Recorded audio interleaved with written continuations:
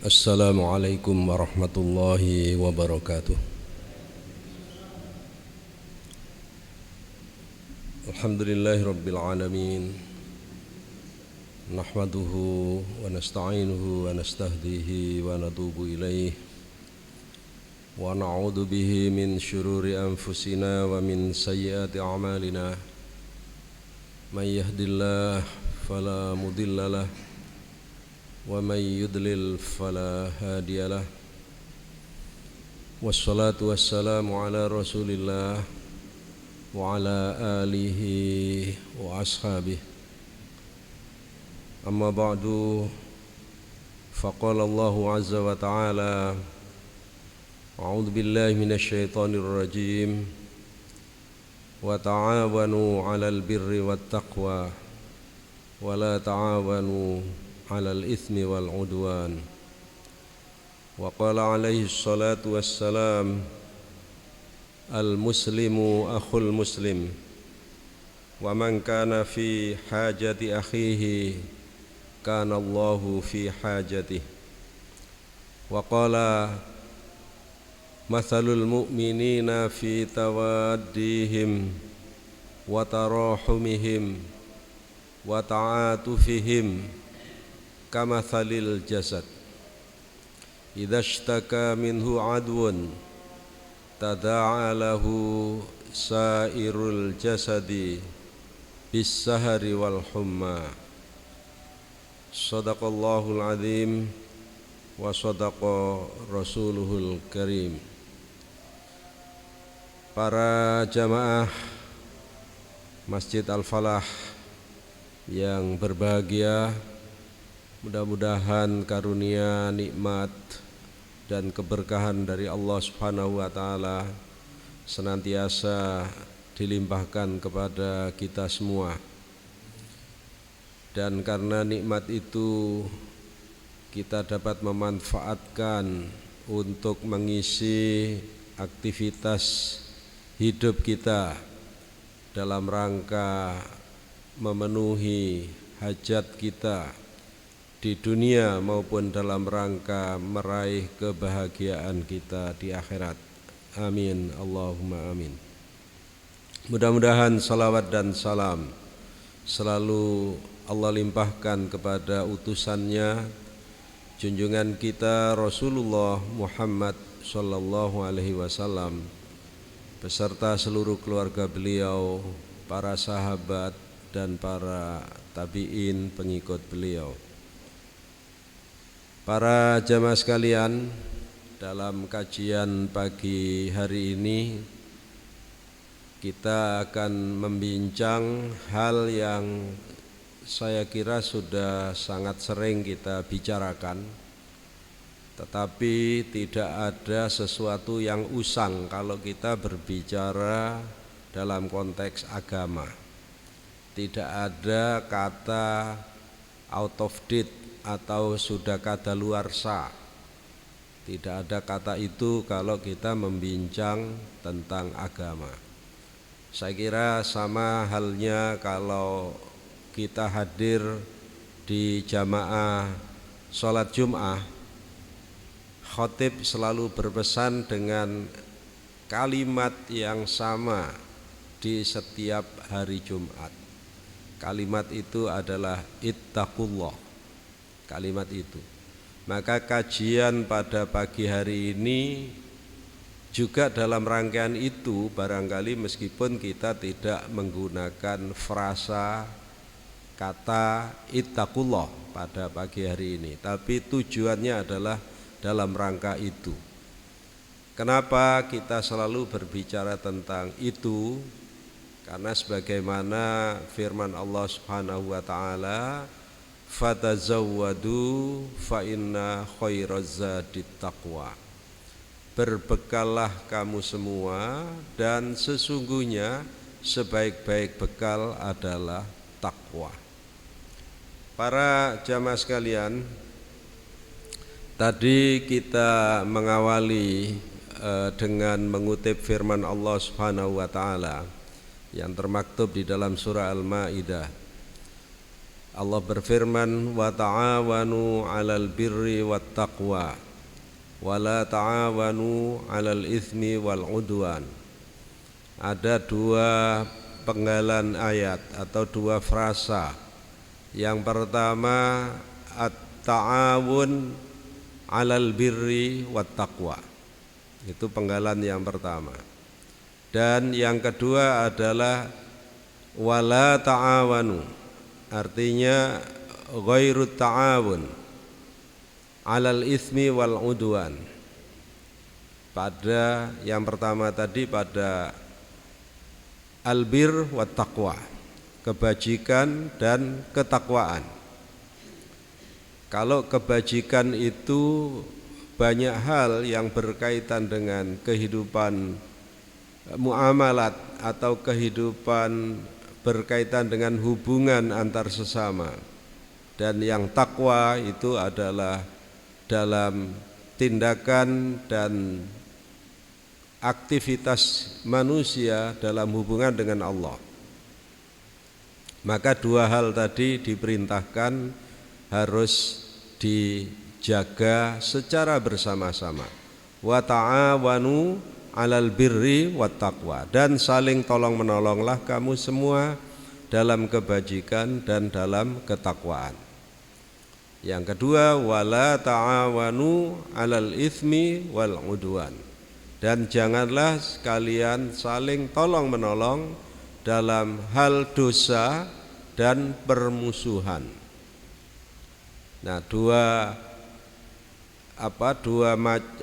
penggal kalimat tadi saya yakin itu sejalan dengan prinsip hidup semua orang, sejalan dengan apa yang dipikirkan oleh semua orang, sejalan dengan nurani.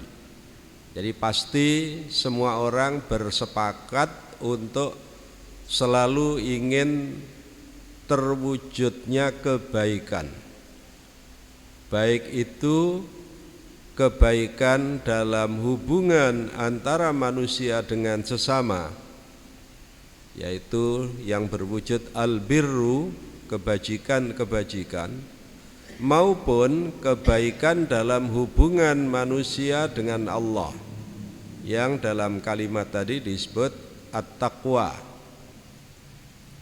Semua orang bersepakat dengan itu. Sebagaimana semua orang juga bersepakat untuk tidak terwujudnya kejelekan, keburukan, kejahatan. Maka wala ta'awanu 'alal itsmi wal 'udwan, janganlah kalian saling tolong menolong dalam tindakan dosa. Dan tindakan dosa yaitu pelanggaran-pelanggaran yang dilakukan oleh manusia terhadap ketentuan-ketentuan Allah, terhadap batas-batas larangan Allah, wal 'udwan, dan jangan pula saling tolong menolong dalam permusuhan. Dua hal itu juga ada dalam kesepakatan semua manusia, jenis apapun ya. Jenis maksudnya dari etnis manapun, dari latar belakang apapun, itu selalu ingin terhindar dari tindakan-tindakan salah, tindakan-tindakan pelanggaran, tindakan-tindakan penyimpangan, itu al-itsmu. Dan juga semua orang ingin agar di tengah-tengah kehidupan sosial, kehidupan antar manusia ini tidak terjadi permusuhan. Nah, kenapa pesan-pesan semacam itu ada di dalam Al-Quran? Tampaknya walaupun kita manusia ini sudah mempunyai kecenderungan atau kesepakatan, ya kesepakatan tidak harus tertulis, kesepakatan bahwa semua perlu untuk saling menopang dalam albirru wa taqwa, dan perlu semua untuk menghindari persekongkolan dalam al-itsmu wal 'udwan. Tetapi hal yang kedua itu selalu ada potensi untuk muncul di tengah-tengah manusia. Bapak Ibu para jamaah sekalian, kalau kita ingat firman Allah Subhanahu wa taala di dalam surah Al-Baqarah ayat 30 yang berbunyi, wa idz qala rabbuka lil malaikati inni ja'ilun fil ardi khalifah qalu ataj'alu fiha may yufsidu fiha wa yasfikud dima wa nahnu nusabbihu bihamdika wa nuqaddisu lak. Sampai dengan ayat itu, penggalan ayat itu.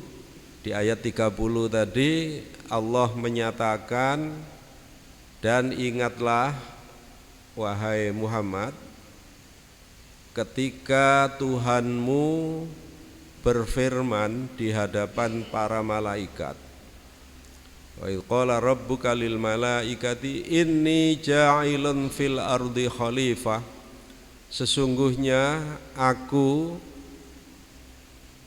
menghadirkan di muka bumi seorang khalifah. Seorang khalifah itu pemegang mandat atau pelaksana tugas, itu khalifah yang diberi amanat oleh Allah. Inni ja'ilun fil ardi khalifah. Lalu qalu, para malaikat menyahut, para malaikat berkomentar, ataj'alu fiha may yufsidu fiha wa yasfikud dima. Wahai Allah, apakah engkau akan menghadirkan di muka bumi ini atau di muka bumi nanti makhluk yang akan membuat kerusakan di sana dan akan menumpahkan darah di sana. Wa nahnu nusabbihu bihamdika. Sementara kami saat ini sampai dengan hari ini senantiasa bertasbih, memahasucikan engkau, bihamdika, dengan selalu memuji engkau, wa nuqaddisu lak, dan kami selalu mengagungkanmu, memahasucikanmu. Nah, kemudian Allah melanjutkan, Allah menjawab dalam ayat berikutnya,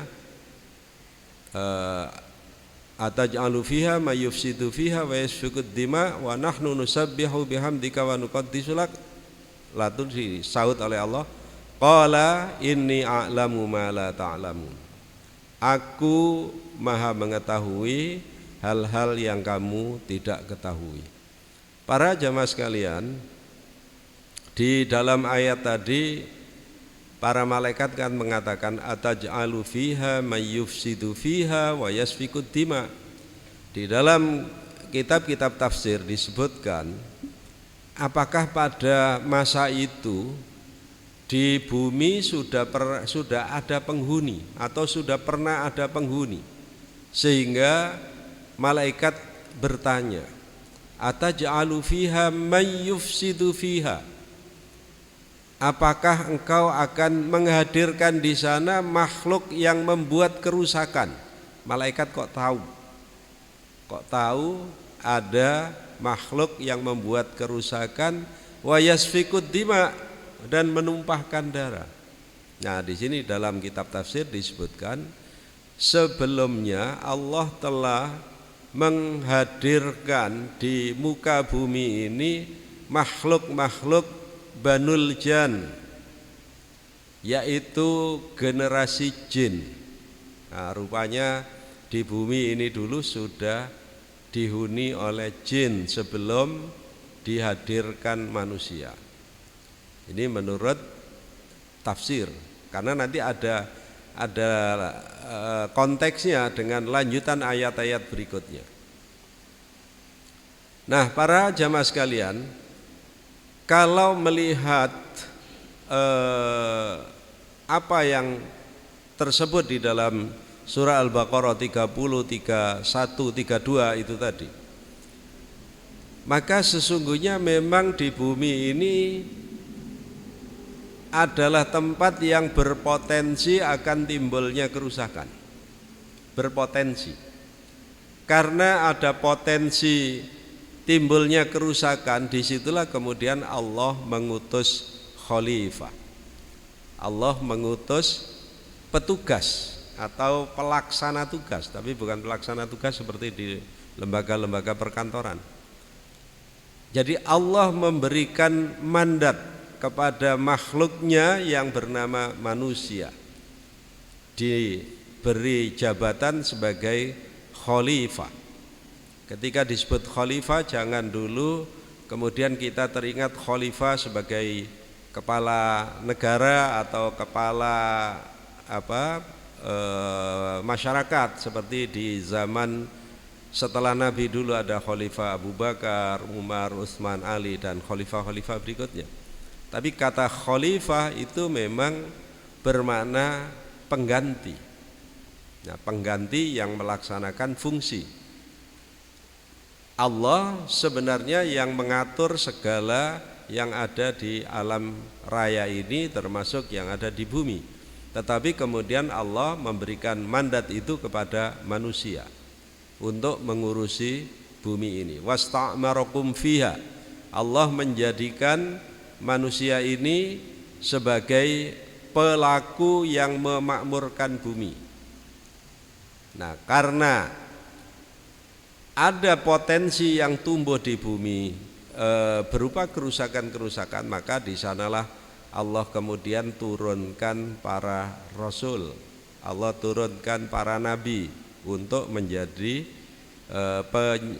penyeimbang atau pengontrol atas potensi kerusakan yang bisa saja ditimbulkan oleh siapapun di muka bumi ini, dan tidak terkecuali salah satu pelakunya nanti adalah juga manusia.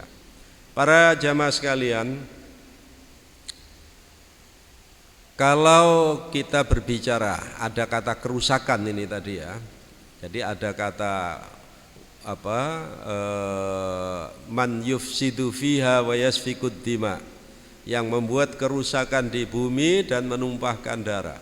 Ketika kita sampai pada kata kerusakan al-fasad, maka di dalam Al-Qur'an juga ada beberapa ayat tentang fasad. Wala tufsidu fil ardi ba'da islahiha. Janganlah kalian membuat kerusakan di bumi ini setelah Allah menjadikan bumi ini islah, setelah Allah menjadikan bumi ini solah, setelah Allah menjadikan bumi ini berada dalam kebaikan, keteraturan, dan dalam regulasi yang tetap atau yang mantap. Jangan jadikan atau jangan timbulkan kerusakan. Itu kenapa ada kata jangan, kenapa ada larangan. Nah, di situ pula maknanya berarti di sana memang ada potensi timbulnya kerusakan itu. Para jamaah sekalian,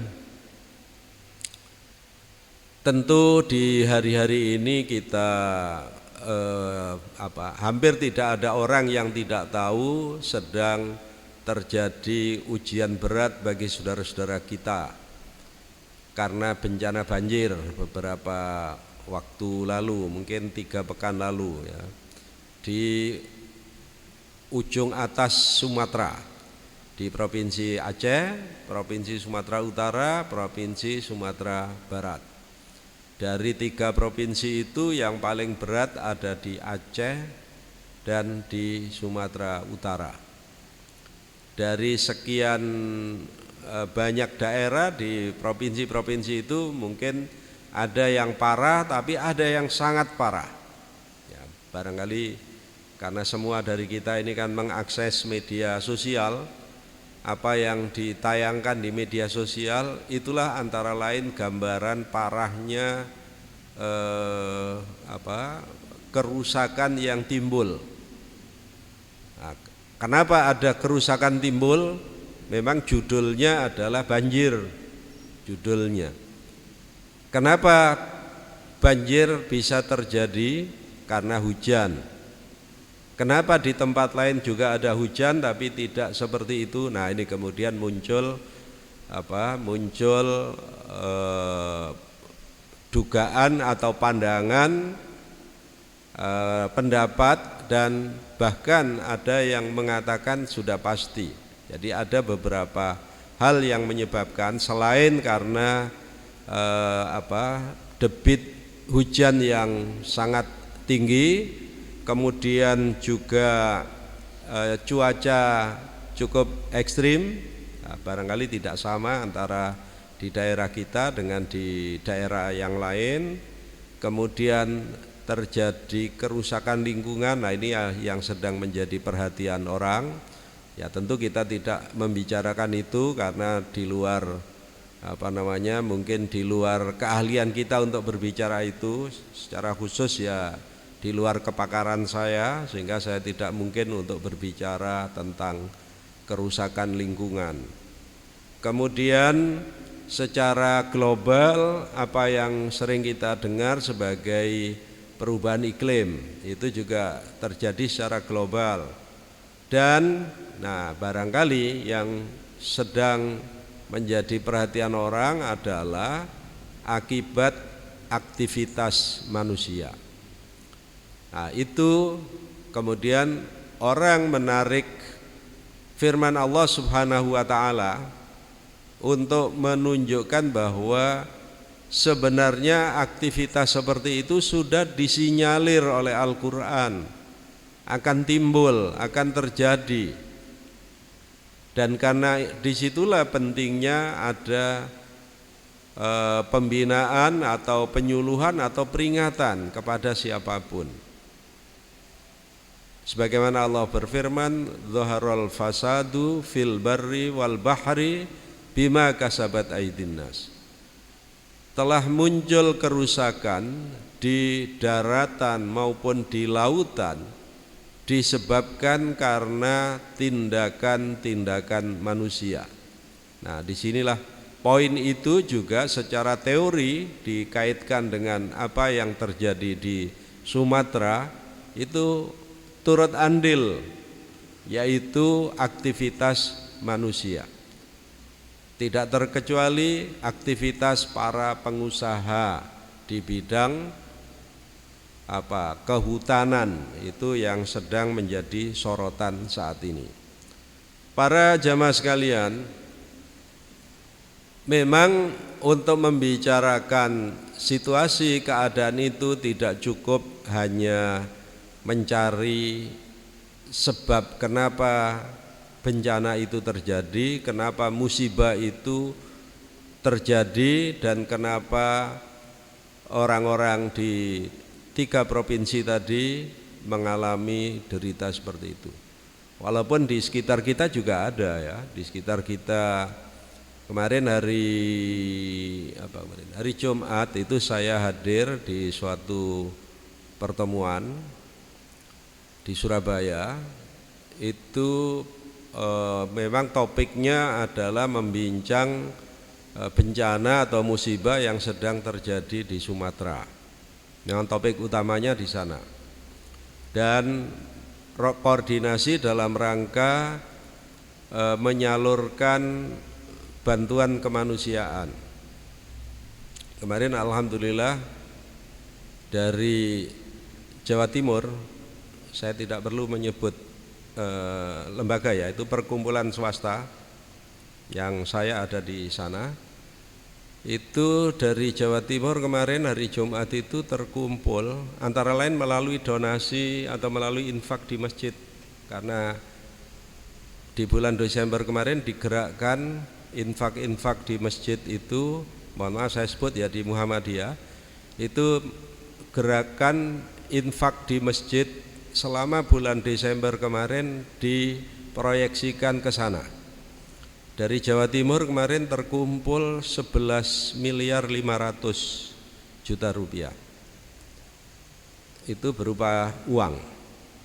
Kemudian yang berupa barang, logistik, kemarin itu ada 2 truk diberangkatkan menuju ke 2 kabupaten saja, ke Tamiang di Aceh dan Langkat di Sumatera Utara, karena 2 itu yang paling parah.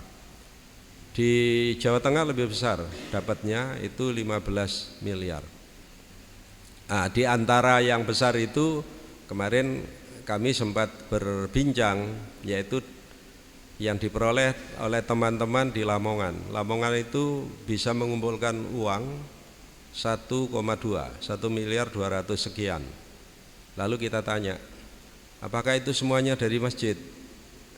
Oh enggak Pak, itu ada juga muhsinin yang karena keterpanggilannya menambahkan, sehingga tidak murni hanya dari kotak masjid saja. Kenapa gerakan itu kemudian menarik perhatian sehingga orang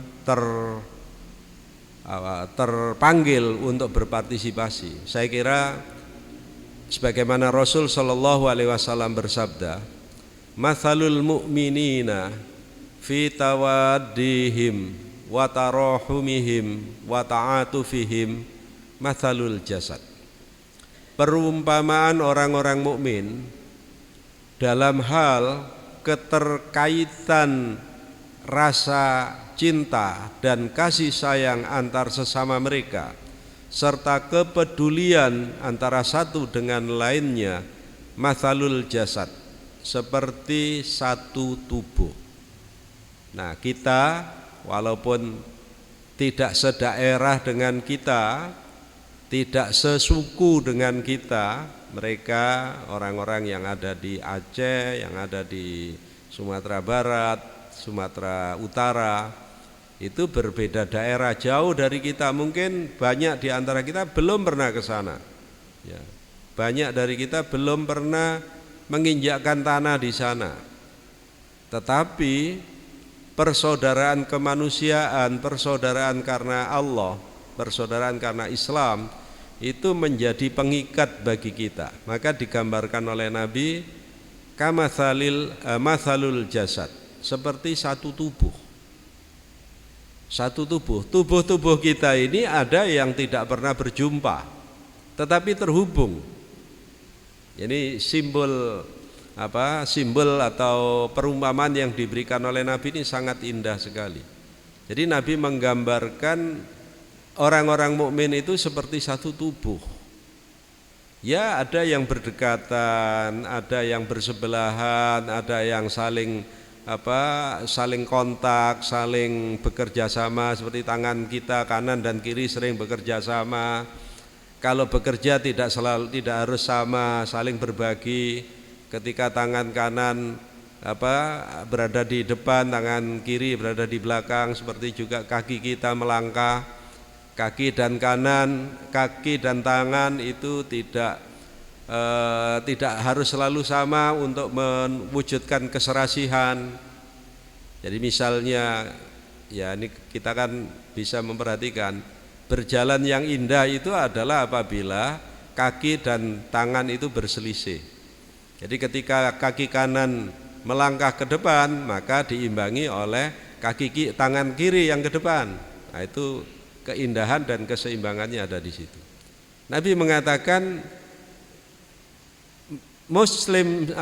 mukmin satu terhadap mukmin yang lain itu seperti satu tubuh.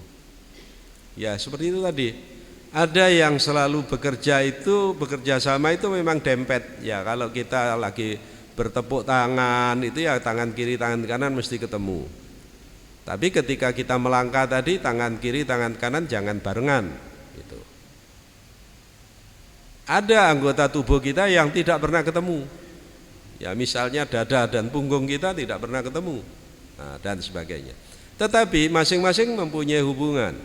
Maka kata Nabi, idza ishtaka minhu adun, kalau ada satu anggota tubuh yang terluka, kalau ada satu anggota tubuh yang terluka, bukan yang lain diam atau yang lain tertawa atau yang lain semakin segar, tidak, maka tada'a lahu sairul jasadi, seluruh anggota tubuh yang lain digunakan oleh Nabi kata sairu.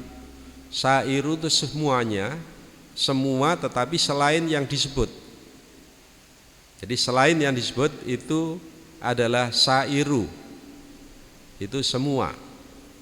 Sairul jasadi, semua anggota tubuh selain yang sakit itu sendiri atau selain yang terluka itu sendiri. Kenapa? Mereka mengeluh, mengadu bisahari wal humma.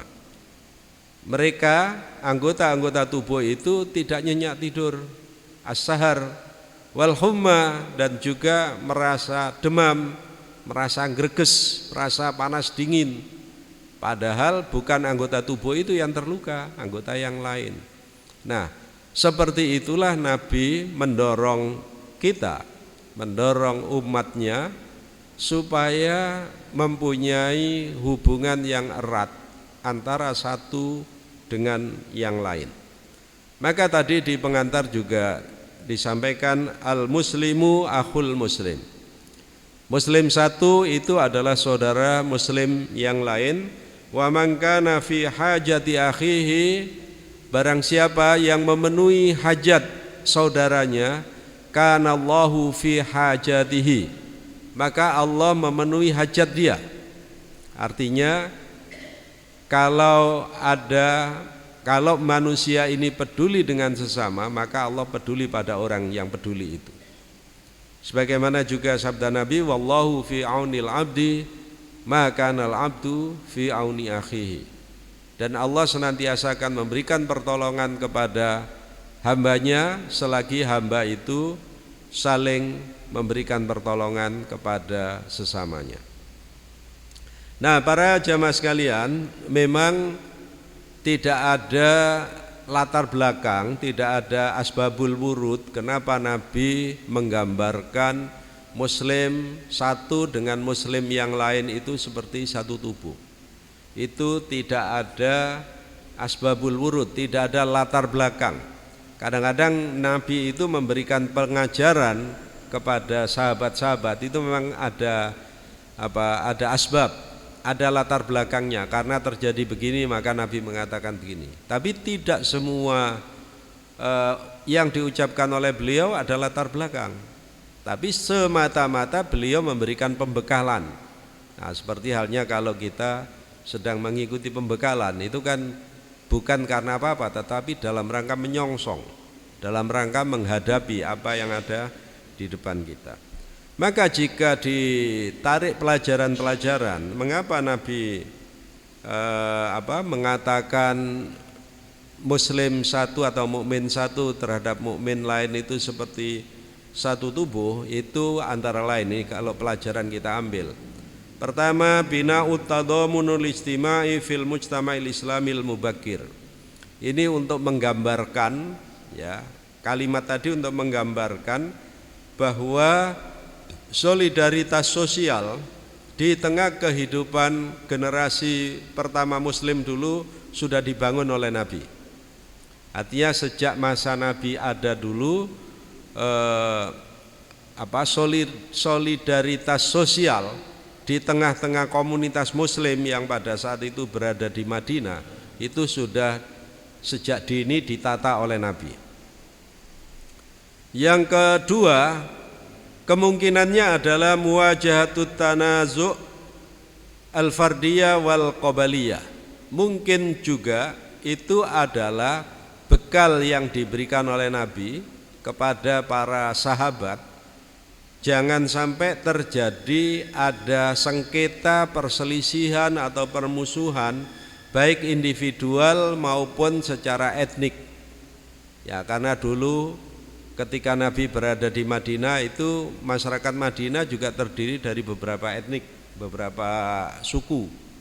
Saya kira sama juga dengan kita. Kita hidup walaupun di tempat yang kecil di Mangli begini, ini juga lintas etnik kita ini, ya, lintas etnik, lintas suku. Jadi ada beragam suku. Maka kalimat tadi juga penting. Termasuk juga kalau mungkin ada perselisihan individual. Nah, itu yang dibekalkan atau yang disampaikan oleh Nabi sebagai pembekalan bagi para sahabat. Kemudian yang ketiga adalah tarsihul bu'dil akhlaqiyyi lil iman. Ini dalam rangka apa? Dalam rangka mengaitkan iman itu dengan akhlak, atau dalam rangka mewarnai iman dengan akhlak. Jadi orang beriman itu tidak cukup hanya dengan mengatakan amantu billahi, aku beriman kepada Allah. Tidak cukup orang beriman itu mengatakan yang penting saya sudah bersyahadat. Tidak cukup hanya mengatakan yang penting saya sudah sholat, yang penting saya sudah menjalankan rukun Islam yang 5. Tidak cukup dengan itu. Tetapi harus diwujudkan juga dengan kepedulian sosial. Itu pelajaran yang ketiga yang bisa kita dapat. Kemudian berikutnya adalah at-tashbihut tarbawiyul amik. Nah, ini sebagai pelajaran, ya, sebagai pelajaran, sebagai edukasi. Nabi mengedukasi para sahabat. Jangan mementingkan diri sendiri. Itu maknanya sangat dalam ketika dikatakan manusia ini seperti satu anggota tubuh. Itu memiliki makna yang sangat dalam, perlu perenungan. Betulkah gitu ya? Betulkah? Jadi misalnya kita ini merasa menjadi tangan, betulkah tangan ini mampu melakukan segala sesuatu, mampu memenuhi segala hajat hidup? Ternyata mungkin tidak. Oh, tangan butuh pada kaki. Tangan juga butuh pada kulit, karena kulit ini yang bisa mengetahui ini panas atau dingin, ini halus atau kasar dan sebagainya. Dan begitu masih ada kaitan, ada hubungan antara satu anggota tubuh dengan anggota tubuh yang lain. Para jamaah sekalian yang berbahagia, inilah poin-poin yang kita bincang pada pagi hari ini, yaitu dalam rangka menguatkan kembali solidaritas sosial atas dasar Islam. Jadi solidaritas sosial atas dasar Islam, bukan semata-mata solidaritas sosial atas dasar ekonomi atau atas dasar politik. Bukan kita menjadi bersaudara karena uang atau karena harta. Kita tidak hanya menjadi bersaudara karena politik, tetapi kita menjadi bersaudara karena persaudaraan adalah panggilan iman. Karena persaudaraan adalah ajaran yang dituntunkan oleh Allah, diajarkan oleh Allah, dan dicontohkan, dituntunkan oleh Nabi Shallallahu Alaihi Wasallam. Mudah-mudahan apa yang dialami oleh saudara-saudara kita di Aceh, di Sumatera Utara, Sumatera Barat, juga yang dialami oleh saudara kita beberapa waktu lalu di Semeru, di Lumajang, mudah-mudahan itu menjadi pelajaran bagi kita untuk semakin tinggi kepedulian kita, semakin dekat permohonan perlindungan kita kepada Allah Subhanahu wa taala. Para jamaah sekalian, jangan lupa bahwa kita ini, khususnya kita yang ada di Jember, kita berada di Jember ini termasuk wilayah yang diprediksi rentan. Karena kita hidup berdekatan dengan samudra, ya, samudra India di selatan itu. Saya kira dulu kita punya pengalaman tahun 94, itu saya awal-awal ada di Jember itu tahun 94 ada tsunami dulu ya. Walaupun tidak sampai ke Mangli. Ya, dulu di wilayah selatan yang tidak banyak penduduk, karena tidak banyak penduduk maka tidak terlalu besar beritanya. Tetapi berita itu sangat mengerikan.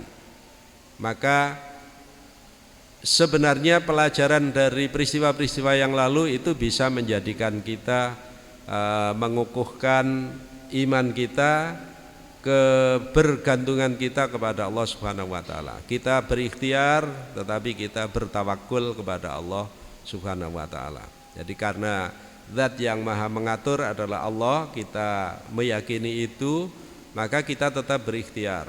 Tetapi untuk atau kepada saudara-saudara kita yang sudah mengalami itu kita tunjukkan kepedulian kita.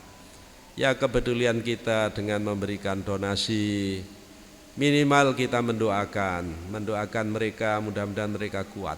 Ini kalau Bapak memperhatikan yang ada di media sosial itu, saudara-saudara kita yang ada khususnya di Kabupaten Tamiang, Aceh Tamiang, itu mungkin tidak dalam hitungan bulan mereka akan bisa recovery. Tidak dalam hitungan bulan, mungkin perlu beberapa bulan. Ya, beberapa bulan sampai dengan lebih dari 1 tahun.